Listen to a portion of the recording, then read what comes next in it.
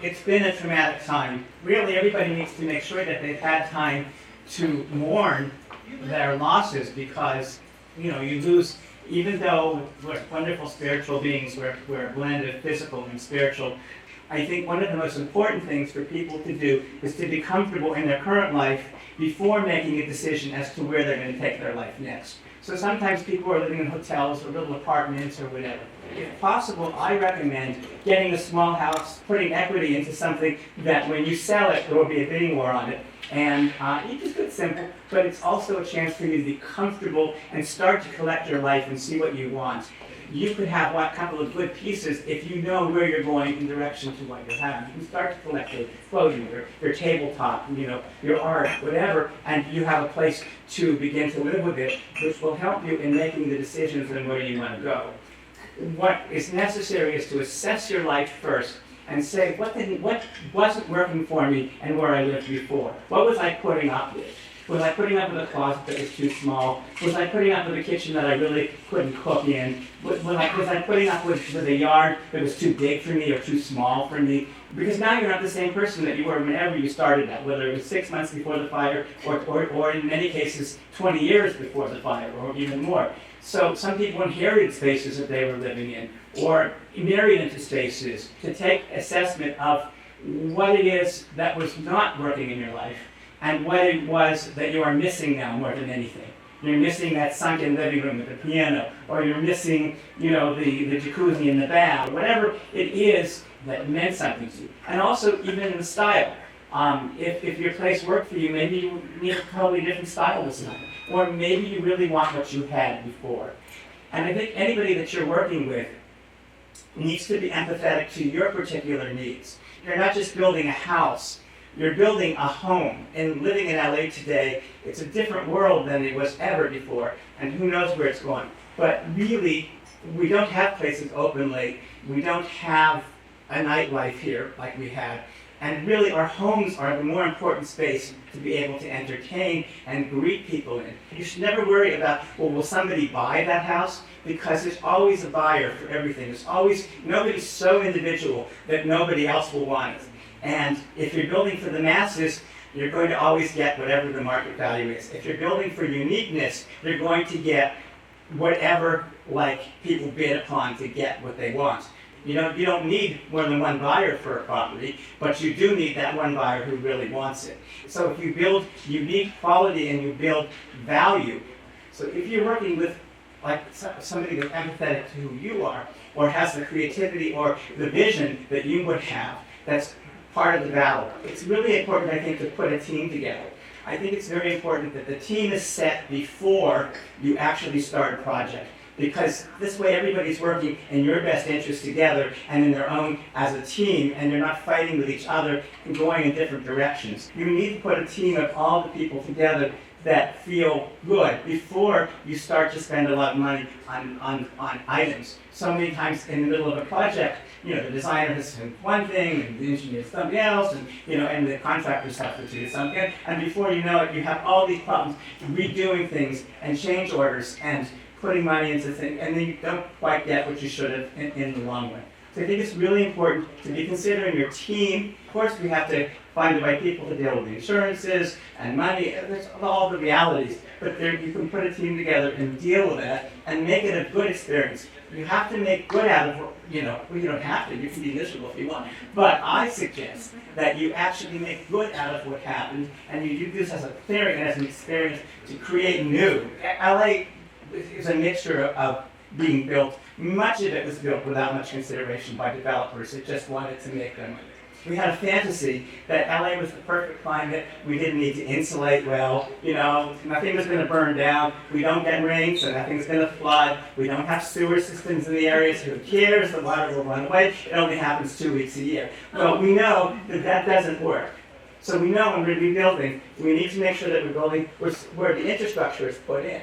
Why do we have to have telephone poles in front of our houses? This is barbaric. In Europe, where the streets are 5,000 years old, they don't have wires and telephone poles everywhere. They just totally make an area look ugly.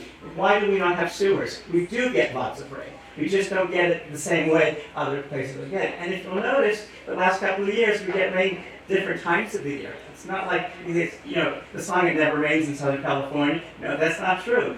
And it used to only rain 3 months a year. Now you never know when you're going to get it. And of course, we're getting hurricanes now. We're getting flooding. We're getting tsunamis. We're getting fires. We're getting winds that come from areas we never got them. And we have to build houses that are resistant to all that, not just earthquake. There's no reason why a house should be built where it can flood. If you can build a boat, and it goes in the ocean, and it tips, and it doesn't get water in it. And it rains, and it still doesn't get water in it. But why can you not build a house that's flood resistant? You can't make a house totally fire resistant, and you can make a house fire resistant. You can't make it totally impervious to fire, but you could make a house totally impervious to fire. And the proper, when you're going into the ground, the way you're handling your water systems, the way you're handling your flashing, and the type of windows that you're putting in and doors, and the way you're putting them in, and how they're being installed. The metal studs, of course, won't burn down, but in many cases, metal studs in steel and construction are actually an alternative, can be used if you don't have a wood frame, that won't burn. If you have more fire-resistant materials, either on the outside or a layer, a breaker after the combustible material, that perhaps your house again. But if your windows are sealed tightly, so that the fire won't get inside. If your windows are not sealed tightly, you stand a chance of the house burning from the inside. For me, I build my houses almost always, if I can, with a basement going into the ground. And we have to do so much grading in California anyways. Even if hillside homes with the piers, but even flat houses, the earth here is, so volatile, so movable, that we end up putting so much money into footings and everything that you might as well just build a basement with that, because you're already pouring concrete, you're already using you're already digging your foundations out, compacting your ground. So it's like that's under the same envelope of a roof. That roof is now covering a whole third or whatever of your space. And I often will put my wine cellar even under the basement or in the ground. If you're talking about security, consider this safe rooms. A safe room for a closet, for example, if your jewelry is in a safe, it's not accessible, or you're going through the box. If you have a safe room that's all displayed like it is in a closet, it's an experience. But the door can be hidden, and nobody knows it's there, and everything you have now is so much safer. And God forbid, if someone breaks in your house, or there's a dangerous event happening, you can go in that safe room, and you can have line out, and you can be safe until the disaster is over. Front entrance to a house is incredibly important, right? Because that's the curb appeal, and that's what you're showing, that's what you're seeing. But people don't consider that most of the time they spend their time in the backyard in LA. People don't use front porches here. We're not in the Midwest, and we're on the East. And so the back of your house, you're experiencing more than the front. So that should be equally gorgeous as your front. Equally, and maybe even better, because that's what you're going to experience. But it's important to think these things through. And you don't have to think traditionally. A dining room could be a series dining room, or it could be a multi-room, it could be a living room that's really a dining room. And they still have a parlor. I mean, there's all there. You can divide things. You can change things. You can have sub-levels. I mean, people think they have to think within the box, but they don't. They have to. But whatever you build is going to be good for somebody else, no matter how crazy it is. So really, we can look at like programs and magazines and see that kind of thing, or you can actually look for yourself at what makes you feel good.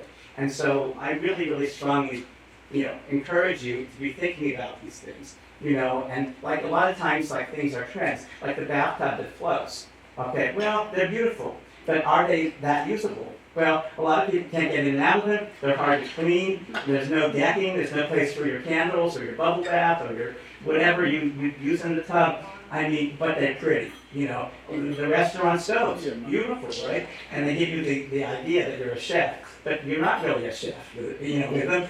And you have to lean underneath and pick, your turkey up out of the ground. You have to bend over. You come in stills. So there's a lot of things to consider, like, is this really a trend? Is this really what I'm used to? Because in Europe, for example, the kitchens, they hide all the appliances. In America, we show them. Neither is right or wrong, but it's what is right or wrong for you, and so just start to think about your life, like not what you lost, but what you want. But then when you do reflect about what you lost, think about whether it was really what you really wanted. Sometimes when we look back, we actually see that we didn't like something we thought we did.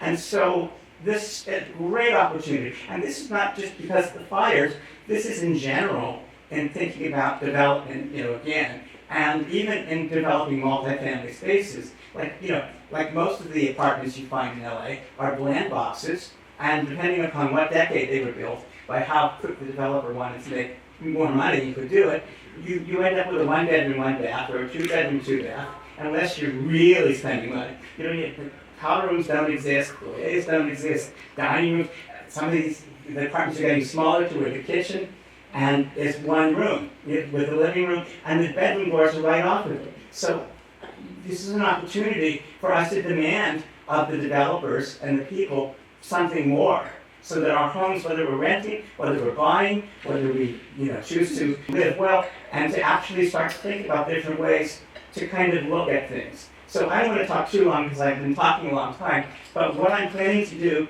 is to have a series of talks about rebuilding, and I'm also going to have partial teams where we bring professional people who you might want to meet, so we can talk together about that, about possibilities.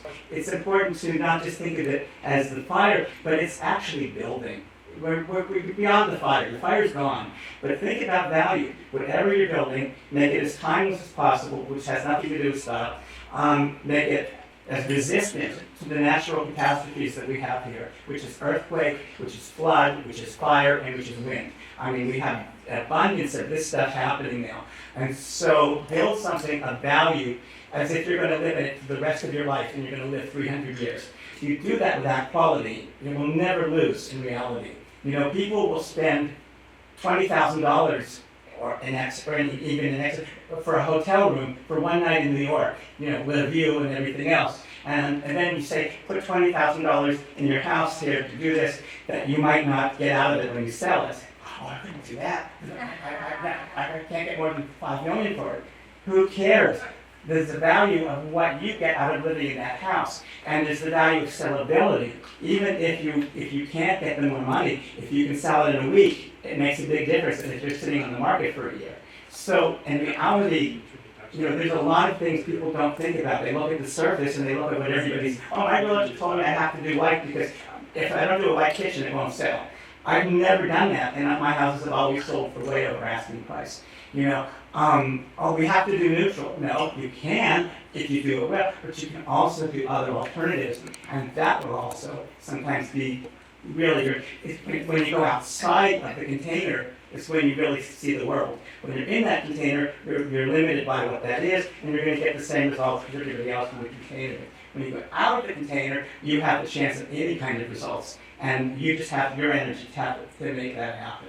So I hope this gives some people some insight as to what we possibly can do. We do architectural design and interior together, and we design furniture. I like to do it all, like the old European designers do, because I think when you have that all together, you end up with a result that's a finished piece of art.